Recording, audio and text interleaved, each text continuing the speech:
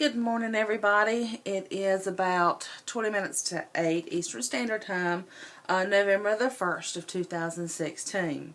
I realize my hair is not done. I have zero makeup on, but there's a reason behind that, and it's not just because it's early in the morning. I just want to fill y'all in on what I had to deal with yesterday. I had to deal with a very unpleasant person. And this is someone that I have dealt with before, and I've tried in the past and have succeeded in not losing my cool with this person, at least up till yesterday. I tried to be a very nice person. I try to be a peaceful person. A lot of the times I do bite my tongue and I have to pick my battles. But this time I went beyond that, and I flat called out war on this person. I was home all day yesterday, and on my days off, I usually am home doing all my cleaning and my laundry and things of that nature. Anyway, so someone was able to call me at home and get in touch with me and actually speak with me, talk with me. My home phone rang 0 times yesterday. So I was unaware of a situation that had happened. Anyhow, long story short, my child got home from school, and he come in, he had this look on his face, and I'm going, "What's up?" He says, "I'm not in trouble." Why should you be? Is there something I need to know? He's like, "You didn't talk with Miss Price." Does this look like the face of a person who's in the know and who's talked with Miss Price? Fill me in, what's going on? He said he took out this little piece of paper from his pocket, and it was a suspension notice off the bus for 3 days. I said, "What in the world? Explain this to me, please."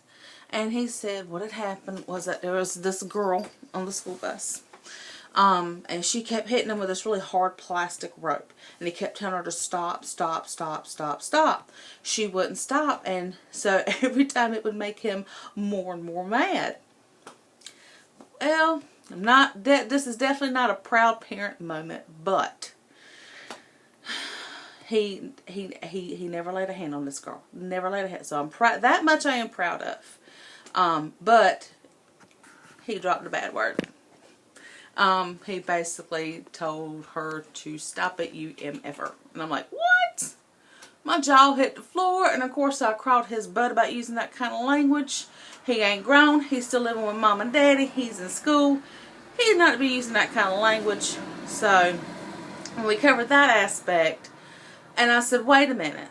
You mean to tell me that you got suspended off the bus for 3 days because someone was hitting you and you did not hit back because it was a girl? Oh, hell no, dog. No, I picked up that phone and I told him, I said, you might want to step outside and I'll let you know when to come back inside, but stay in this yard. Because I did not want my child to have to hear what I was about to say, because I knew who I was having to talk to. And like I said, talking with this woman is infuriating. You know, you can be the most peaceful person, and she's going to make you drop the F-bomb because she tries to overtalk you. You know, and I can't stand it when someone does that. You said your piece, now let me say mine. And shut the hell up and listen to me. Don't try to overtalk me. So, I called her after my son went outside. I called her, which actually he took his homework outside and did his homework outside. I said, okay. Called her. Secretary put me through to her. Told her who I was, why I was calling. And I said, this is no good. I said, please explain to me how you suspended my child off the bus when my child was the victim here. I said, you know, I know my kid ain't perfect, and I'll be the first one to tell you that. Oh my God, he drives me up the wall sometimes. I love him to death, but he drives me up the wall sometimes. You know, he ain't perfect. But you know what? I know my child. And I know damn good and well that he could have hit that girl back. But she was the one that was hitting him. And he kept telling her to stop, stop, stop, stop, stop. She didn't stop. So please tell me how it is that my child gets suspended off the bus. Because he was telling someone who was hitting him to stop. Granted, he told me he dropped a bad word, and I done crawled his butt about that. I said, but now I'm picking a bone with you because this is not right. Well, this was his second offense. Have you ever heard of following the spirit compared to the letter of your law? My great-granddaddy was a state trooper here in the state of North Carolina, long time ago. And he'd tell you, quick, fast, and in a hurry. Depending on the situation, it's kind of like picking your battles. You're either going to follow the spirit of the law or the letter of the law, depending on the situation. I said, that applies in life too. You got to pick your battles. I said, and trust me, this is one that you don't want to pick. Well, of course, while I'm trying to talk to her, she's trying to overtalk me in the process. And the more and more she's doing it, the madder and madder I'm getting. And all of a sudden, all hell flew into me because she weren't making any sense. There were 4 contact numbers. She could call my cell phone, my husband's cell phone, my home phone, or my work phone. Well, I know she didn't call my husband. And I know she didn't call my work. And I know she didn't call my house number. I finally got a voicemail late yesterday afternoon on my cell phone. And this was after I spoke with her. And I'm like, I asked her, how many, you have 4 contact numbers. 4. How many did you call? She didn't say nothing. I said, I know you didn't speak with me today. I said, and I know my home phone ain't rang today. So, what number did you call? She said, well, I called a number. Which number did you call? And how many numbers did you call? Well, I only called 1 number and I left a message. You mean to tell me you thought it was perfectly okay to call 1 number out of 4 contact numbers? Leave a message on one of them, think it was okay when you're taking my child off of a bus for 3 days for something that was not his fault? He was provoked. Lord have mercy. I'm 5'3", y'all. 5'3", 5'4", somewhere between there. And honey, she had a flame lit under my ass 6 foot tall by this point. I lost my mind on this woman. I think I called her everything but a white woman. And I said, look, you done ticked me off. I said, and I have, over the years, I have tried to work with you, bend over backwards for you. I'm tired of it. You will make this right. Well, I'm just following protocol. I'm sorry. Bitch, I know you are. Tell me something I don't know. So, but please tell me how the hell you were protecting the victim by taking him off the bus for 3 damn days. I have no way of getting him home in the afternoons. I don't have a problem carrying him to school. I don't go until 3 o'clock in the afternoon. But I go in at 3 o'clock in the afternoon.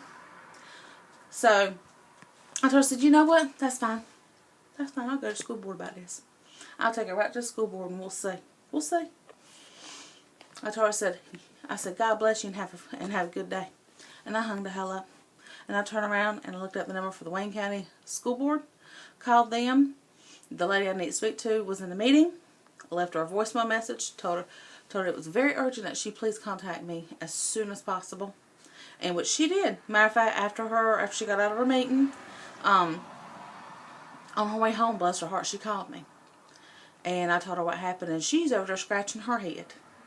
I said, look, I understand that it was a second offense. I said, but it shouldn't have been a second offense. It should not have been. I said, again, like I went over with the principal. I know my child. He could have hit this girl back, but me and his daddy are raising him. You don't lay a hand on a woman.